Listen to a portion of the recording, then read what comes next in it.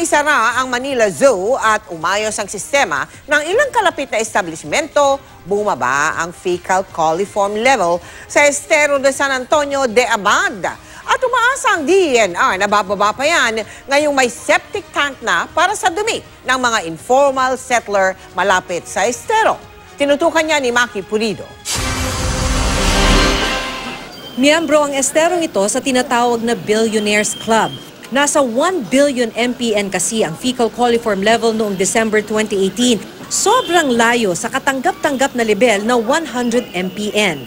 Pero nang isara ang Manila Zoo at umayos ang ilang commercial establishment na di umano'y nagtatapon ng mga dumi sa Estero de San Antonio de Abad na diretsyo sa Manila Bay, bumagsak ang fecal coliform sa 300 million MPN nitong Pebrero. Umaasa ang DENR na lalo pang bumaba ang bilang ng dumi sa Estero de San Antonio de Abad. Ito'y ngayong nakapaglagay na ng septic tank para sa mga dumi ng mga informal settler na nakatira sa gilid at ibabaw mismo ng estero sa Manila. Dati kasi, diretso ang tapon ng mga dumi sa estero. Mas malinis po, pakiramdam po. Binisita ito kanina ni Environment Secretary Roy Cimatu. Donasyon ng septic tank pati na ang mga tubo na kumonekta sa mga palikuran ng mga informal settler. Each family will have a relocation site eventually. But pending the actual relocation, we have to do something for them. Nasa 200 estero sa Metro Manila ang dumadaloy ang tubig hanggang Manila Bay.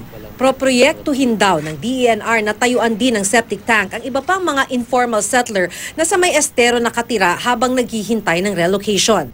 Pero marami rin namang mga pasaway na malalaking commercial establishment.